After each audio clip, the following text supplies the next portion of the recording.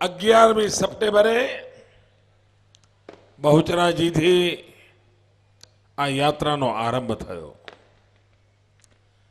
11 September ઇતિહાસમાં એનું એક વિશેષ મહત્વ છે। 1893 11 સપ્ટેમ્બર અને 11 સપ્ટેમ્બર 2001 આ બે એવી તારીખો છે કે જેણે વિશ્વની સામે સંસ્કૃતિ કોને કહેવાય અને વિકૃતિ કોને કહેવાય એના દર્શન કરાવ્યા છે। 1893ની 11મી સપ્ટેમ્બરે સ્વામી વિવેકાનંદે અમેરિકાના શિકાગોમાં 29 વર્ષની નાની ઉંમરે ભગવા વેશધારી એક તરવડાટ વાળો નવજવાન સન્યાસી સમગ્ર વિશ્વને ચકિત કરી દીધું હતું અને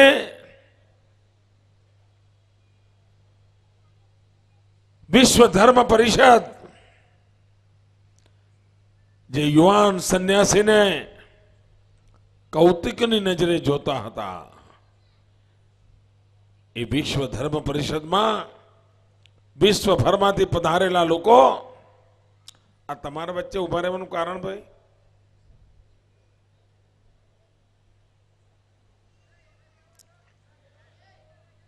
વિશ્વ ધર્મ પરિષદ લોકોને ચકાચૌંધ કરી દીધા અને કારણ હતું એમના ભાષણની શરૂઆતના બે શબ્દો એમણે શરૂઆત કરી sisters and brothers of America અને આટલું કહેતાની સાથે જ શિકાગોની વિશ્વ ધર્મ પરિષદમાં તાલીઓનો ગડગડાટ થયો જે મિનિટો સુધી રોકાયો નહીં।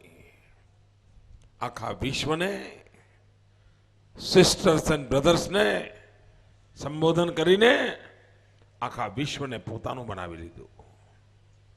જ્યારે એવી જ એક બીજી 9/11 જ્યારે બિન લાદેને અમેરિકા પર હુમલો કરીને આખી દુનિયાને હચમચાવી દીધી હતી। ઇતિહાસ તરફ નજર કરતા એમ લાગે છે કે સ્વામી વિવેકાનંદે sisters and brothers of America કહીને જે વિચારને જન્મ આપ્યો હતો અગર જો દુનિયાએ ભારતના મહાન સપૂતના શબ્દો પર ચાલવાનું સ્વીકાર કર્યું હોત તો 9/11 2001માં પેદા ન થઈ હોત। બિન લાદેને અમેરિકા પર આક્રમણ કરવાનો દિવસ ના આવ્યો હોત, અમેરિકાને તબાહીનો મંજર જોવું ન પડ્યું હોત। પણ ભાઈઓ બહેનો ભારત ગુલામ દેશ હતો, ભારતની વાત સાંભળવા વિશ્વ તૈયાર નહોતું અને એના કારણે વિશ્વ આજે પણ સંકટોના ઘેરામાં સપડાયેલું પડ્યું છે। ભાઈઓ બહેનો સ્વામી વિવેકાનંદના જીવનની એક ઓર ઘટના હું કહેવા માંગુ છું।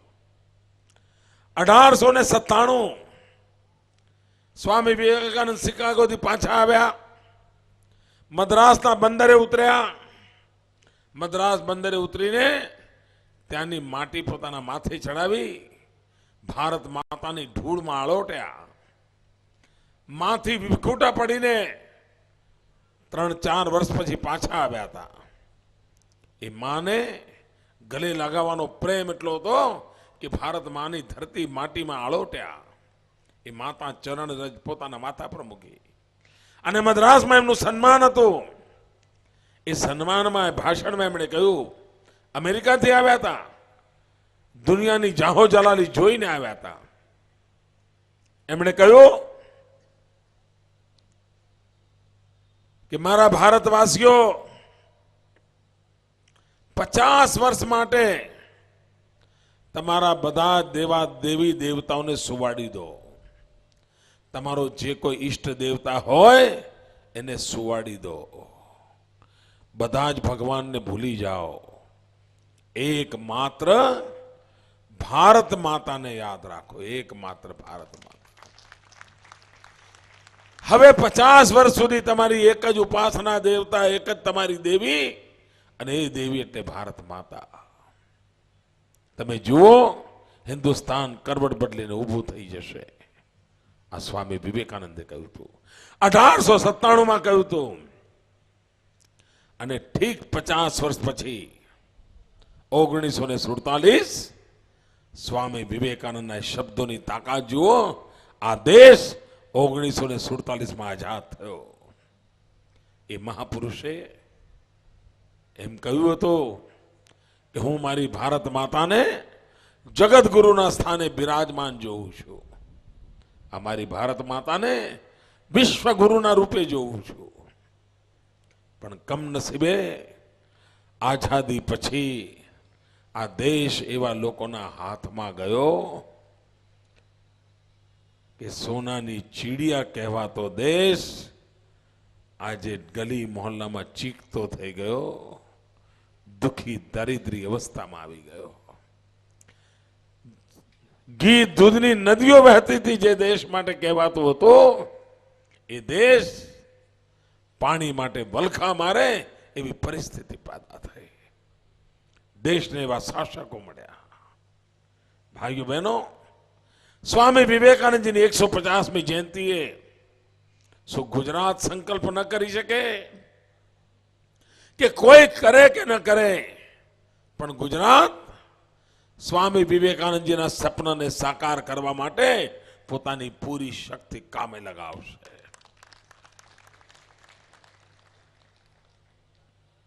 ભાઈઓ બહેનો, સ્વામીજીનું સપન સાકાર કરવું હોય તો એનો એક જ ઉપાય છે, અને ઉપાય છે વિકાસ. ચારે તરફ વિકાસ, અને વિકાસનો માર્ગ જ આપણને દુનિયાની અંદર એક નવી શક્તિ રૂપે ઉભારી શકે. આજે તમે ક્યાંય પણ જાઓ ભાઈઓ, ગુજરાત બહાર કોઈને પણ મળવાનું થાય અને ગુજરાતની વાત નીકળે એટલે સામેવાળો તરત જ એમ બોલે ગુજરાત એટલે વિકાસ, અને વિકાસની વાત નીકળે એટલે સામેવાળો તરત જ બોલે ગુજરાત. ગુજરાત અને વિકાસ જાણે એક જ સિક્કાની બે બાજુ બની ગયા છે. આખી દુનિયામાં આજે ગુજરાતના વિકાસની ચારે તરફ ચર્ચા છે. ભાઈઓ બહેનો, અમરેલીના લોકો જવાબ આપશો? હું કોઈ સવાલ પૂછું તો જવાબ આપશો? આવો ઢીલો ઢીલો આપો તો શું કરવા પૂછું? ખોંખારીને આપશો? ભાઈઓ બહેનો, અત્યારે જે ગુજરાતમાં વિકાસ ચાલી રહ્યો છે એનાથી તમને સંતોષ છે? આવો અવાજ ના ચાલે સાહેબ. સાચી વાત હોય તો આમ નામ ડંકાની ચોટ પર બોલો. શું ગુજરાતનો વિકાસ ચાલે છે એનાથી સંતોષ છે? ગુજરાતમાં જે રોડ રસ્તાના કામ કરી રહ્યું છે એનાથી સંતોષ છે? ગુજરાતના ખેડૂતોની ભલાઈ માટે કામ કર્યું છે એનાથી સંતોષ છે? ગુજરાતમાં આરોગ્ય ક્ષેત્રે નવા કામો કર્યું છે એનો સંતોષ છે? ગુજરાતમાં શિક્ષણમાં સુધાર કર્યું છે એનાથી સંતોષ છે? ગુજરાતમાં પશુ આરોગ્ય મેળા કરીને પશુઓની જિંદગી સુધારી રહ્યો છું એનાથી સંતોષ છે? સખી મંડળોની રચના કરીને 22 લાખ બહેનોને રોજી રોટી આપવાનું કામ કર્યું, આપને સંતોષ છે? ચિરંજીવી યોજના દ્વારા માતાઓને પ્રસૂતિની ચિંતા જવાબદારી લીધી એનાથી સંતોષ છે? વનબંધુ કલ્યાણ યોજના દ્વારા આદિવાસીઓનું કલ્યાણ કર્યું એનાથી આપને સંતોષ છે? સાગર ખેડુ યોજના દ્વારા 1600 કિલોમીટરના દરિયા કિનારે લોકોનું ભલવાઈ કરી આપને સંતોષ છે? 11,000 કરોડ રૂપિયાના પેકેજથી શહેરી ગરીબ સમૃદ્ધિ યોજના લાગુ કરી આપને સંતોષ છે? દીકરીઓને ભણાવવા માટે મેં મિશન ઉપાડ્યું આપને સંતોષ છે? મફતમાં આપણા ઘર સુધી 108ની સેવા પહોંચાડી આપને સંતોષ છે? તમને તો બધી બાબતમાં સંતોષ છે. બરાબર સંતોષ છે? ફરી પૂછું છું, પાકે પાયે સંતોષ છે? તમને આટલો બધો સંતોષ છે પણ મને નથી.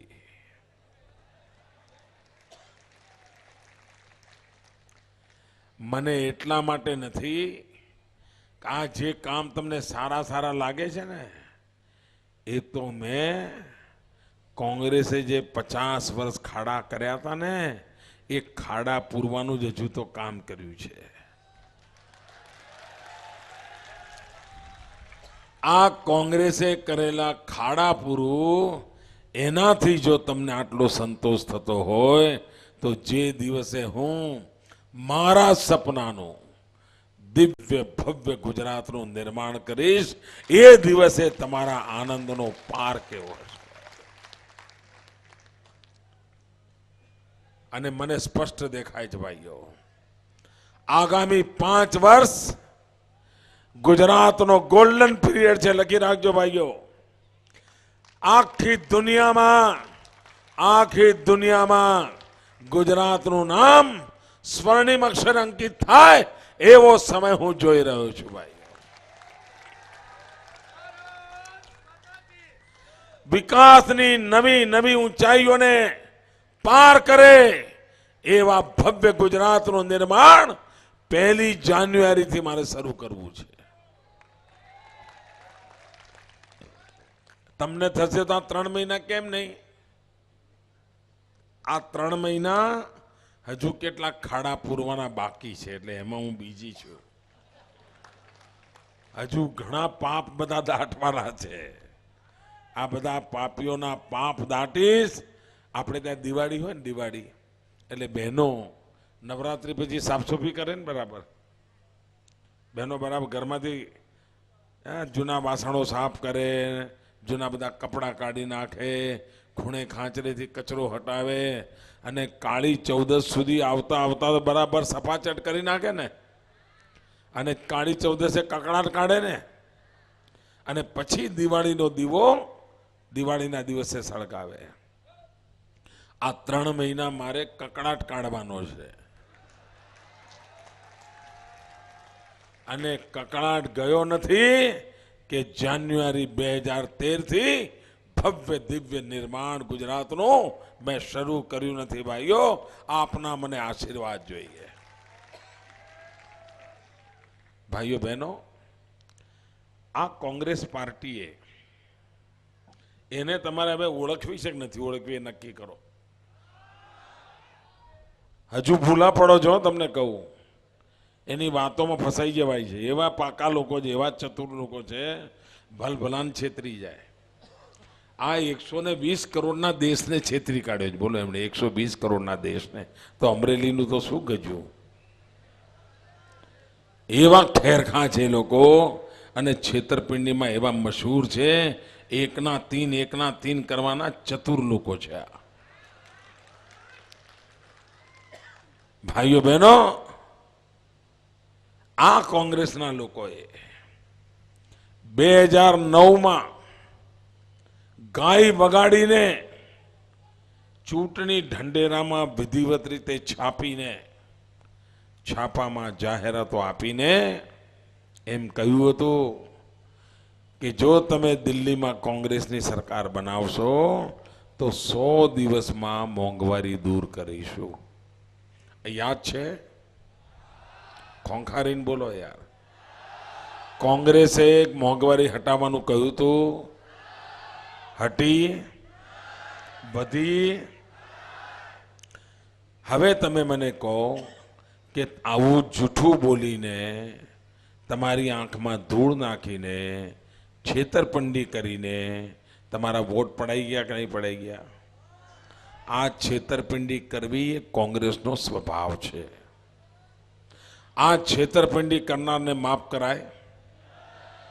અરે મોંઘવારી વધવાની ઘટવાની ચિંતા છોડી તો જવા દો. એક પણ વખત મનમોહન સિંઘે આ મોંઘવારી અંગે દુઃખ સુદ્ધા વ્યક્ત નથી કર્યું. સોનિયાબેને એક પણ વખત આ મોંઘવારી અંગે વેદના વ્યક્ત નથી કરી. એમના તો એમ જ છે, હવે લોકોને કોઠે પડી ગયું છે એ તો લોકો નિભાવી લેશે. અને ઓછામાં પૂરું હમણાં પડતા પર પાટું માર્યું. ગેસના બાટલા, બહેનો દર મહિને 2 બાટલા જોઈએ ને ઘર ચલાવવું હોય તો, જરા ખોંખારીને બોલો ને. 12 મહિનાના 24 જોઈએ કે ના જોઈએ? હવે સોનિયાબેને ફતવો બહાર પાડ્યો કે તમને 6 જ બાટલા મળશે. હવે ધણીને કાચું ખવડાવો કે પાકું ખવડાવો એ તમારો વિષય છે, હું તમને બાટલા નહીં આપું. એનો અર્થ એ થયો કે બહેનો હવે તમારે જૂના જમાનામાં છાણા લાકડાવાળા રસોડ ચૂલા તૈયાર કરો અને પેલી ફૂંકણી લઈને આંખમાંથી પાણી નીકળે એમ હવે આગ લગાવીને રાંધવાની તૈયારી કરો. આ દિલ્હીની સરકારે ફરમાનો બહાર પાડ્યું છે. અને તમારે જો 18 બાટલા જોઈતા હોય તો તમારે કાળા બજારમાંથી લેવાના. એક કુટુંબને મહિને 1000 રૂપિયાનો ચાંદલો આ ગેસનો બાટલો લેવામાં થવાનો છે. આ મારા શબ્દો લખી રાખજો. આ કોંગ્રેસની દિશા, બાટલા પડાઈ લીધા. અને ગુજરાતની દિશા કઈ? ગુજરાતની દિશા છે, અમરેલી જિલ્લાના ભાઈઓ બહેનો, મારી વાત બહુ ગહેરાઈથી સમજવા જેવી છે. પત્રકાર મિત્રોને પણ વિનંતી કરું છું, હું આ માત્ર રાજકીય નિવેદન નથી કરતો, હું ગંભીરતાપૂર્વક એક ગંભીર સમસ્યાને સમજાવવા માંગુ છું. સમય છે ને તમારી પાસે? પાક્કે ભાઈ?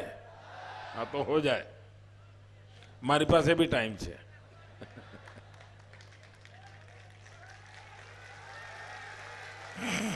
હા ચાલુ છે, ચિંતા ના કરો. ભાઈઓ બહેનો, દિલ્હી સરકાર રાંધણ ગેસ માટેના સિલિન્ડર આપે છે. આપણે દિલ્હી સરકારને એમ કહ્યું કે અમે પાઇપલાઇનથી ઘેર ઘેર ગેસ પહોંચાડવા માંગીએ છીએ. આપણે જો પાઇપલાઇનથી ઘેર ઘેર ગેસ પહોંચાડીએ તો બાટલાનો ખર્ચો બંધ, અને ગેસના બાટલા દીઠ સરકારને જે સબસિડી આપવી પડે છે એ સબસિડીની પણ જરૂર ના પડે. એટલું જ નહીં, આપણે ગેસ જો પાઇપલાઇનથી આપીએ તો ગુજરાત બાટલાના ગેસ કરતાં ગુજરાત આપે એ ગેસ સસ્તો પડે. એટલે ગ્રાહકને લાભ થાય, ગૃહિણીને સંતોષ થાય, બાટલા માટે ઘરમાં ઝઘડા નહીં, અને ખાલી રસોડામાં નળ ચાલુ કરે એમ ચાલુ કરે એટલે ગેસ આવી જાય. આ આપણી પાસે વ્યવસ્થા. ભાઈઓ, આપણે આ કામ પૂરું કરવા માટે 2200 કિલોમીટરની ગેસની ગ્રીડ નાખી, જેમાં ટ્રંક લાઈન હોય, જેમાંથી ગેસ પસાર થતો હોય. 2200 કિલોમીટર, લગભગ 10,000 કરોડ રૂપિયાનું રોકાણ કર્યું. 10,000 કરોડ રૂપિયા. અને લગભગ 300 ગામોમાં પાઇપલાઇનથી ગેસ આપણે ઘેર ઘેર પહોંચાડ્યો. અને હિન્દુસ્તાનમાં ગુજરાત જ એક રાજ્ય એવું છે કે જેણે ગામડામાં પણ ગેસ આપ્યો. 300 ગામોમાં પહોંચાડ્યો. 7 લાખ કુટુંબોમાં આજે પાઇપલાઇનથી ગેસ ચાલુ છે. 7 લાખ કુટુંબોમાં. એમને ગયા 3 વર્ષથી ક્યારેય બાટલો લેવા જવું નથી પડ્યું. ભારત સરકારને આ 7 લાખ કુટુંબો માટે એક કાણી પાઈની સબસિડી નથી આપવી પડી. તમે મને કહો કે આનાથી ભારત સરકારને ફાયદો થયો કે ના થયો? દર વર્ષે એમને લગભગ 5 થી 6 હજાર કરોડ રૂપિયાની સબસિડી એકની ગુજરાતમાં બચી ગઈ. બોલો, આ દિલ્હી સરકારને ફાયદો થયો કે ના થયો? જરા ખોંખારીને બોલો ને, થયો કે ના થયો? પણ દિલ્હીની સરકાર અણઘડ કેવી છે, ગતાગમ વગરની કેવી છે, અને ગુજરાત વિરોધી માનસિકતા કેવી છે એનો નમૂનો જુઓ. મેં કહ્યું કે અમે 7 લાખ કુટુંબોમાં ગેસ પહોંચાડ્યો છે. 10,000 કરોડ રૂપિયાનું રોકાણ અમે કર્યું છે. અમારા ગુજરાતના ગૃહિણીઓને ગેસ સસ્તો મળે છે. અને હજુ મારે 20 લાખ કુટુંબોમાં ગેસ પહોંચાડવા માટેની મારી ત્રેવડ છે, મારે કરવું છે. ટ્રંક લાઈનો નાખી દીધેલી છે, ખાલી નાની પાઇપો જ લઈ જવાની છે. તમને જાણીને આશ્ચર્ય થશે, આ અત્યારે ગેસના બાટલા માટે છાતી કૂટે છે આ લોકો, એમણે મને પાઇપલાઇન નખવા ઉપર પ્રતિબંધ મૂકી દીધો. દિલ્હી સરકારે ફરમાન બહાર પાડ્યું કે ગેસ એ કેન્દ્ર સરકારનો વિષય છે, મોદી સરકાર ગેસની પાઇપલાઇનો ના નાખી શકે. આવી જાઓ, બોલો. આવો નિર્ણય કોઈ કરે ભાઈ? આને જો મને 20 લાખ લોકોને ગેસ પહોંચાડવા દીધો હોત તો આજે ભારત સરકારના 3.5 કરોડ બાટલા જે ગુજરાતમાં 12 મહિને વપરાય છે એ ન વપરાયા હોત. હજારો કરોડ રૂપિયાની સબસિડી બચી હોત. અને આજે જે કોંગ્રેસની સરકારોએ નાટક કરવું પડે છે ને કે દિલ્હી સરકાર 6 આપશે, 3 બાટલા કોંગ્રેસની સરકાર આપશે, અને અહીંયા કોંગ્રેસના નેતાઓ નીકળી પડ્યા છે નિવેદનો કરવા. અરે અમે તો પાઇપલાઇન થી 7 લાખ કુટુંબોને ગેસ આપી દીધો છે અને 20 લાખ કુટુંબોને ગેસ પહોંચાડવાની અમારી તૈયારી છે. પણ એમની દિશા ગુજરાતને આડે આવવું, ગુજરાતમાં રૂકાવટ કરવી, અને એના કારણે ભાઈઓ બહેનો આખો ગેસનો મામલો એમણે રફે દફે કરી નાખ્યો. અને ભાલા નાગરિક ભાઈઓ બહેનો, હું તમારા માટે લડનારો માનવી છું. ગૃહિણીઓને ગેસ પહોંચાડવા માટે મક્કમ નિર્ધાર સાથે કામ કરું છું. એટલે મેં દિલ્હી સરકારની વિરુદ્ધમાં આખો મામલો હું સુપ્રીમ કોર્ટમાં લઈ ગયો છું. મામલો સુપ્રીમ કોર્ટમાં ચાલુ છે. આટલું બધું દેશનું નુકસાન કરી રહ્યા છે માત્ર ગુજરાત વિરોધને કારણે. ગુજરાત એમને આંખમાં કણાની જેમ ખૂચે છે, કણાની જેમ. અમરેલીના ભાઈઓ, તમે લખી રાખજો, એક આગાહી કરવા માંગુ છું. આ વખતની વિધાનસભાની ચૂંટણી આવશે ને થોડા દાડા પછી, આ વખતની વિધાનસભાની ચૂંટણીમાં કોંગ્રેસ ચૂંટણી નહીં લડે. બોલો, આખા ગુજરાતમાં આ વિધાનસભાની ચૂંટણીમાં કોંગ્રેસ ચૂંટણી નહીં લડે. ઉમેદવારો કોંગ્રેસ ઉભા રાખશે, પણ ચૂંટણી લડવાનું કામ સીબીઆઈને સોંપ્યું છે. સીબીઆઈ લડશે. જે કોઈ કોંગ્રેસના આડે આવશે એને જેલમાં પૂરી દો. જે કોઈ આડે આવે એનું વોરંટ કાઢો. જે કોઈ આડે આવે એની એફઆઈઆરની ધમકીઓ આપો. જે કોઈ આડે આવે એના વિરુદ્ધમાં છાપામાં મોટા સમાચાર છપાઈ દો. આ જ કારસો આ દિલ્હીની સલ્તનતે આદર્યો છે. અને દિલ્હીની સલ્તનત કાન ખોલીને સાંભળી લે. તમારી આખી કોંગ્રેસ, તમારી સીબીઆઈ, તમારું રો, તમારો ઇન્કમ ટેક્સ, તમારા જેટલા લોકોને તૂટી પડવું એટલું પડ્યો. આ ગુજરાતની જનતા વીણી વીણીને તમને સાફ કરી નાખશે. તમારી જેટલી તાકાત હોય એટલી વાપરી લો.